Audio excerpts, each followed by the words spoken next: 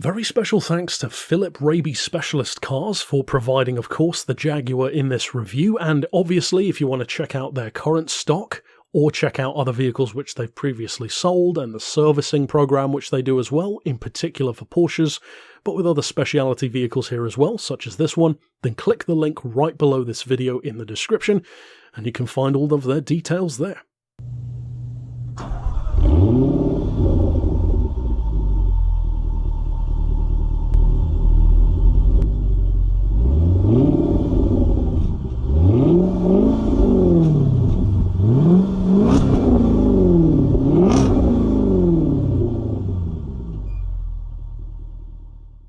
I know that for a lot of you, your first experience or first taste of this series, Beards and Cars, was actually about Jag XKs.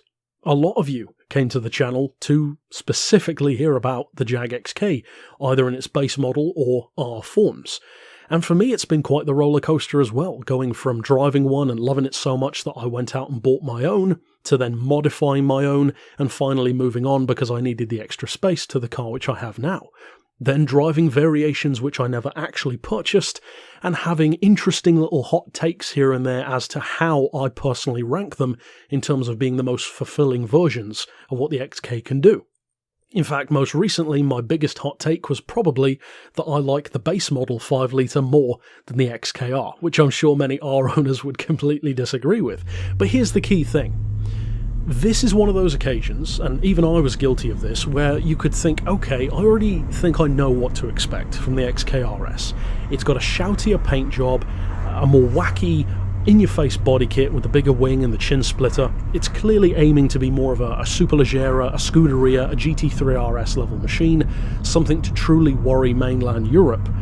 But at the same time, you're working with an elegant, comfortable, refined GT car, so much like a Bentley Continental, surely there's only so far you can really take that. Can you really ever worry something like a 911 Turbo in a car which is essentially too civilized to ever really do that?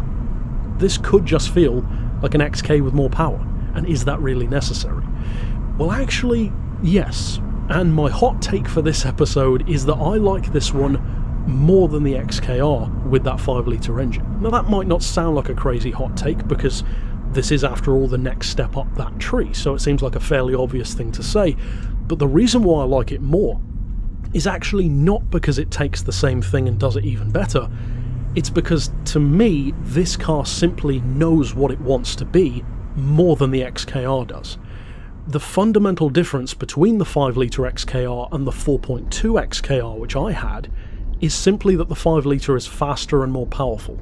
Beyond that, there is honestly, to my taste at least, no other significant advantage. They already sound good, they already look good, it's no more comfortable, no more refined, no more efficient, it just has more power, more torque and more performance. So if that's the route you're going to go down, why not go all the way? Why not get the car that has even more power than that and balls out performance such as this one has? This, honestly, as a former XKR owner, and as somebody who's driven most of the variations of the XK from both generations at this point, in fact technically 3 generations, I would say that this is easily the closest of any of them to feeling like a true, genuine supercar. Because it's not just about the performance, it's about everything. This car has a different air to it. And it's kind of like the way that I like to describe Maseratis and Aston Martins. Are Maseratis or Astons the fastest option, or the most affordable, or the easiest to live with, or the best in any particular way? 9 times out of 10, no. And interestingly, they're not even trying to be. You just have that certain air about it. When you're in an Aston, it just hits different. When you're in a Maserati, it just feels different. It's almost like 2 very attractive people walking into a room, but one is reserved and quiet and the other naturally draws all attention because of some inexplicable thing about them. A confidence, a certain class. To me, this just feels more like a supercar than any other XKR does. Now technically this isn't the top of the tree. Of course the XKRS GT is even more powerful and hyper rare, with only 45 being built in that very distinguishable look, the white with the stripes, the canards on the front bumper, the bigger carbon rear wing, about 570 horsepower, and doubtless that one feels absolutely nuts. To me though, I've always thought that that car pushes it a little too far. That is a little bit too boy racer for my taste. I'm aware that any owner would probably thoroughly disagree with that, but anyway, that's just coming from my point of view. This one to me is right on the cusp. It's very loud, it's much more shouty and in your face, and it has a clear change in direction from not trying to be as civilized anymore and just focusing on the performance, and I believe it's all the better for it. This has the look and the sound that already make the XK and the XKR such a beautiful machine, but it has that extra layer of almost a indescribable air to it that to me makes it look and feel even more like a supercar. The XKR that I owned, as beautiful as it was, is not the kind of car I would expect to see going up the hill at Goodwood. This, on the other hand, is. This is a Jag XKR which would fit right in the supercar paddock. That is simply a cut above the other XKs, and to me that's kind of an unarguable fact. Now, in terms of performance, of course it's quicker. But it's not just quicker, it's significantly quicker. The speed is higher, 186 miles an hour. The 0 to 60 is down to 4.2 seconds. So this, in other words, is the first XKR which actually can genuinely worry Porsches, Lambos and Ferraris, because it moves away a little bit from the refined GT and allows itself to be a bit more of an animal. Now curiously, even the GT, the higher model than this, and this one retain those two rear seats, which is kind of odd to me. If there was ever a car that was justified in removing them and putting a roll cage in, you'd kind of think it was these, but they chose to keep them in, and that's kind of cool, because to have a car that's this hardcore with technically 4 seats, as tiny as the rear ones are, it's cool to be able to boast about anyway. Of course it still has much of the same practicality as a normal XKR, the trunk space. The fuel economy even isn't that bad for a car with 540 horsepower, and to me it manages to run the line so well between being too over the top and too in your face, but just right. Just enough power, just enough performance, just enough of a wacky, crazy, hardcore look to it, where it doesn't ruin the civility. It doesn't ruin the sleek, classy look. It does of course beg the question though, that with all of these notable differences in terms of how it feels, and trust me, as somebody who's driven plenty of XKs at this point, it does feel different, more than just being quicker in a straight line. Is it really justified in having that price hike? Because even if you can find one of these for sale, at the time of making this video there's like 2 of them on Auto Trader. One is the one that's here for sale at Philip Raby, and the other one is about £55,000 with even lower mileage. Is it really worth that massive price jump over, for instance, 20 grand or less for a 4.2, 25, 30 grand for a nice condition 5 litre? That is a very big difference in price. Is it really worth that? Well, actually, I would say there's 2 distinctly different answers to that, and it all depends on the kind of buyer that you are. I would say that for the vast majority of us, absolutely not. As a former owner, I would honestly say I would rather live with my 4.2 than this. Because what this car does, what it offers and what it's very good at, is not what I need. I don't need 540 horsepower, I don't need a balls out supercar version of the Jag, it's just not what I wanted from the car. I wanted the more comfortable GT, but with more than enough power. The 4.2 with 420 horses did that perfectly for my tastes, and for many of you watching this, who do own them, I'm sure the 5 litre feels just like that for you. This, for those of us who are that way, will never be a necessary car, because we don't look for the Jag to be a supercar. However, for those people, this is the perfect choice, because 9 times out of 10 you're not going to even find the GT, and if you do it's going to be crazy expensive.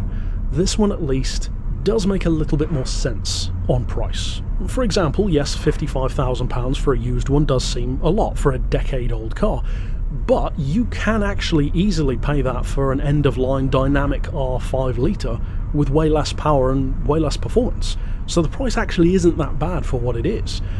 To me, that's the kind of buyer who wants this car. That's the kind of person who should buy this car. Somebody who wants a supercar which happens to be a Jaguar, not the other way around. And that is the biggest crucial difference for me between this and other versions of the XKR. It's so much more than just the same thing with more power. It couldn't be more different from the truth. And in fact, the only downside per se in my experience of driving this was actually a fairly obvious one. And that is that because it's so much more focused on performance, with less and less interest in the GT Tourer side of things, the ride is notably firmer than the 5 litre or the 4.2 or the base models. It is a stiffer, firmer car in terms of its ride, so it bounces over potholes far more, it judders over those kind of imperfections in the road, because it is more of, a track day special-esque approach. For some owners, for some buyers, especially older ones, you will not like that. And I would say that generally speaking, this kind of feels a little bit more like a younger man's Jag. Now, those of you who know my taste know that I actually tend to prefer the older man's kind of thing. A little bit more of a relaxed approach, a little bit more of relying on the torque to waft you down country lanes and have fun at any speed. Even I, though, can love this car, which I did. It's great, and it's very addictive. But I just think that it's so specialised that it's the kind of car that even without driving one, you probably already know if it's the kind of thing you're going to like. Because if everything I described sounds like something you would be interested in, then it fully lives up to that and you will adore it. If, on the other hand, you already like the 5 litre or you already like the 4.2, then this is absolutely not an essential car for you by any stretch. It's so much more than just a power hike and a power difference. It is a very different animal. The way it carries itself, the way it's designed, the aerodynamic changes, and even the actual, as I said, air that the car gives off, the kind of road presence which this has, is so notably different to any other XK. I pass quite a few XKs on the street now that I'm driving my new car, more than when I was driving my own XK, which is annoying, but they just don't have the same effect. When you see this on the road, it's a special occasion. It's a unicorn car. When you see other XKs, they simply don't have that same double take effect on you, especially if you were a former owner. This is a car that you look twice at. Normal XKs, you might not. And to me, that basically sums up my thoughts. This review doesn't really need to delve into, potential issues and reliability and fuel economy, because chances are you've already watched my other XK reviews, and a lot of that kind of stuff will be carried over. This, as I said, is 100% the kind of Jag for somebody who likes the XK, but just wants it turned up to 11 in every way. It manages to be so different, as I've alluded to the models below it, that it almost feels like this should have a different name. To call it an XKR is almost a disservice to how much more special this car actually feels. And I think that's pretty impressive. And at this point in my experience of driving these Jags and owning them, the one which I would actually be the most keen to try out next is actually this car's predecessor, the 4.2 generation XKR-S, the one which essentially looks like mine but has the extra carbon chin splitter and the body kit, the side skirts and the kind of unique wheels. And no difference in power, no real difference in performance, but it's lowered, stiffered, and a little bit more focused on cornering, kind of like what you'd expect from if ProDrive retuned the car. I would be very keen to experience that vehicle. This one, though, is very special. It's definitely a different breed of big cat, that's for sure, as I alluded to in the thumbnail. So for those of you who get the chance to drive one, of course, take that opportunity. If you own one of these, if you've had the chance to drive this and other lower variants, tell me your thoughts. Do you agree or disagree? And of course, if you are a fan of XKs or XKR content and want more of it, there's quite a lot here on the channel, from my own to the ones that I've reviewed and everything in between. But that's it for this particular review. Of course, I will see you guys next time, and for now, as always, thanks for watching.